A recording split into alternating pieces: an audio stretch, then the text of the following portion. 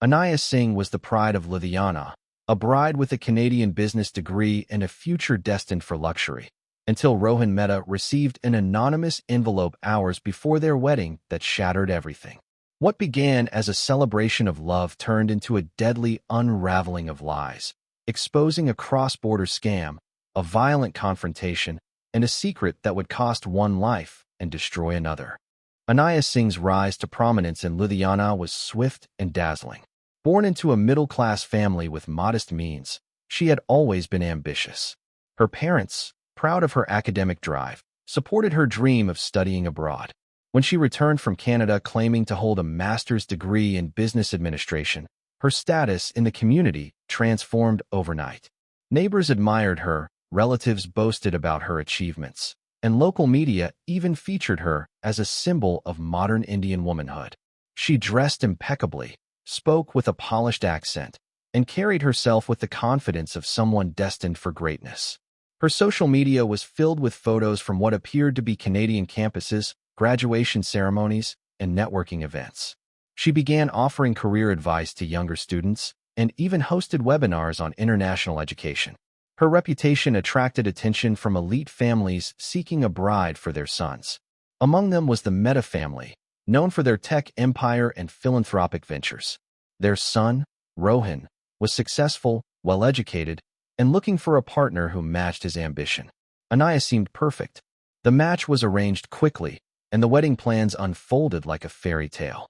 Lavish venues were booked, designer lehengas selected, and celebrity performers confirmed. The guest list included politicians, industrialists, and influencers. Anaya's family basked in the glow of newfound prestige, while whispers of envy circulated among neighbors. Yet behind the glittering facade, Anaya carried a secret that could unravel everything. Her degree, the foundation of her success and the reason for her meteoric rise, wasn't real. It was a carefully constructed illusion, one she hoped would never be questioned. But as the wedding day approached, cracks began to form in the story she had built, and someone, somewhere, was watching closely. The morning of the wedding began with golden sunlight and the hum of celebration. Guests filled the luxury resort in Udaipur, dressed in vibrant silks and adorned with jewelry, ready to witness what was being called the wedding of the season. But while the crowd reveled in music and rituals, a quiet storm was brewing behind closed doors. At 7:15 a.m., a hotel staff member delivered a plain envelope to Rohan Mehta's suite. It had no return address, no markings, just his name written in block letters. Inside were documents that shattered the illusion of perfection. There were screenshots of emails, transcripts riddled with inconsistencies, and a typed note claiming Anaya's degree was entirely fabricated. The sender alleged she had never attended the Canadian university she claimed, and instead had purchased her credentials through a black market education ring. The evidence was detailed, unnerving, and timed to arrive just hours before the ceremony. Rohan sat in stunned silence, staring at the papers as the sounds of drums and laughter echoed outside. He considered calling off the wedding, but the pressure of hundreds of guests, family expectations, and public scrutiny weighed heavily. He chose to go through with the rituals, masking his turmoil with a forced smile. As Anaya walked down the aisle in her crimson bridal lehenga, radiant and composed, Rohan's mind raced with doubt and suspicion. Throughout the ceremony, he kept glancing at her, searching for signs of guilt or deception. But Anaya remained poised, her performance flawless. The envelope stayed hidden in his jacket pocket, its contents burning a hole through his resolve. He decided to wait until the celebrations ended before confronting her. What he didn't know was that the truth, once unearthed, would spiral into something far more dangerous than he ever imagined. The wedding celebrations stretched late into the night, with fireworks lighting up the sky and guests dancing under chandeliers. But behind the closed doors of the bridal suite, the atmosphere shifted from joy to confrontation. Rohan, still shaken by the contents of the anonymous envelope, waited until the final guests had left before approaching Anaya. The confrontation was not calm. Fueled by betrayal and disbelief, Rohan demanded answers. The argument escalated rapidly, with voices raised and tempers flaring. Within minutes, the suite became a scene of chaos. Furniture was overturned, glass shattered, and decorative items lay scattered across the floor. Hotel staff stationed nearby heard the commotion and rushed to the room. What they found was shocking. Anaya lying unconscious near the edge of a marble table, blood pooling beneath her head. Rohan stood nearby, pale and trembling, claiming she had slipped during the argument. But the scene told a more violent story. Paramedics arrived swiftly and attempted to stabilize Anaya, but her injuries were severe. She was rushed to the nearest hospital, where doctors declared her dead on arrival. News of the incident spread quickly through the resort, turning a celebration into a crime scene. Guests were stunned, and both families were thrown into panic and grief. Police cordoned off the suite and began collecting evidence. The broken glass, bruises on Anaya's arms, and the disarray of the room suggested a physical altercation. Rohan was taken into custody for questioning, his version of events already under scrutiny. The envelope, still in his possession, was handed over to investigators. What had started as a confrontation over a lie had spiraled into a tragedy that no one saw coming. The bride who had once been the center of admiration was now the center of a criminal investigation. The investigation into Anaya Singh's death began with urgency and unease. The bridal suite was sealed off, and forensic teams moved in to document every detail. Blood spatter patterns, broken glass, and bruises on Anaya's body painted a grim picture of a violent encounter. Rohan Mehta, still dressed in his wedding sherwani, was taken into custody for questioning. His account of the incident, that Anaya had slipped during a heated argument, was immediately met with skepticism. Surveillance footage from the resort revealed Rohan entering the suite visibly agitated and leaving minutes later in a state of panic. Witnesses confirmed hearing loud shouting and crashing sounds. The anonymous envelope, now in police possession, became a focal point. Investigators traced its origin to a cyber cafe in Chandigarh, where a young man had paid in cash to send the documents. No identification was provided, and the cafe's security cameras had been disabled that day. The sender remained a mystery. As news of the tragedy spread, media outlets descended on the resort, turning the investigation into a national spectacle. Anaya's family was devastated and confused. They insisted she had studied abroad and had never mentioned any issues with her degree.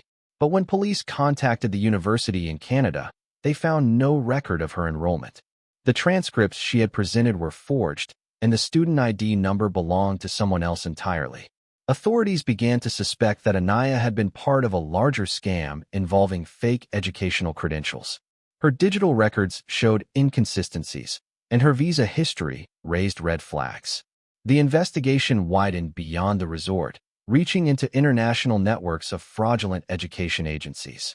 What had started as a suspicious death was now unraveling into a cross-border conspiracy, one that had claimed its first victim on the day she was meant to begin a new life. The deeper investigators dug into Anaya Singh's background, the more disturbing the revelations became.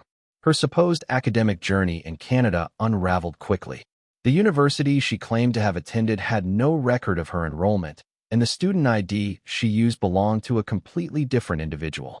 Her transcripts were expertly forged, complete with fake seals and signatures.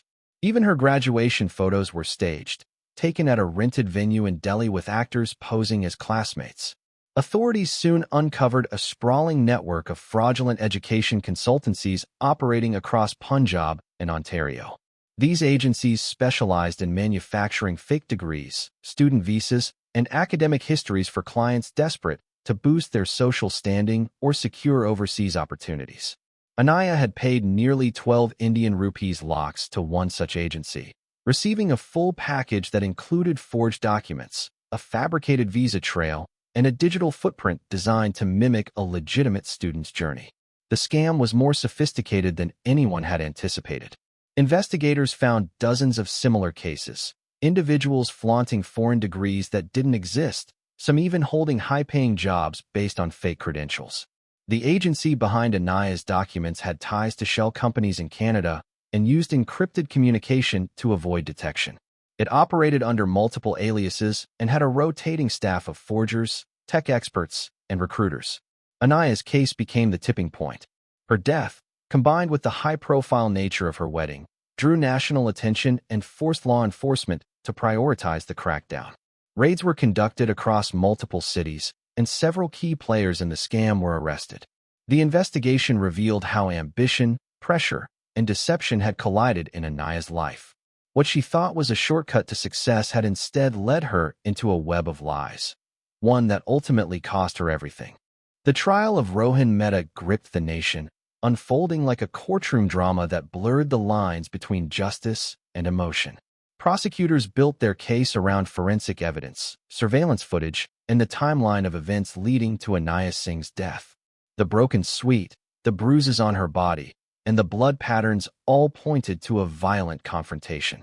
Rohan's defense argued that he had acted out of emotional distress, claiming the revelation of Anaya's deception had triggered a spontaneous reaction. But the prosecution countered with expert testimony, suggesting the injuries were consistent with blunt force trauma, not an accidental fall. The anonymous envelope became a central piece of the puzzle. Though the sender remained unidentified, its contents were authenticated and used to establish motive. The courtroom was packed daily. Journalists, activists, and curious spectators filled the gallery. Social media buzzed with debates over guilt, betrayal, and the pressures of arranged marriages. Some viewed Rohan as a victim of fraud, while others saw him as a privileged man who resorted to violence when his pride was wounded. Anaya's family sat silently through the proceedings, their grief compounded by the public scrutiny. They maintained that she had been misled by fraudulent agents and never intended harm. The judge, after weeks of testimony and cross-examinations, delivered a verdict that stunned many. Rohan was found guilty of manslaughter and sentenced to 18 years in prison. The decision sparked mixed reactions. Some felt justice had been served. Others believed the punishment was too harsh or too lenient. The trial left behind a trail of broken relationships and unanswered questions. It exposed not just a personal tragedy, but a societal fault line, where ambition, deception, and honor collided. The courtroom may have closed, but the echoes of that day continued to reverberate across headlines and households.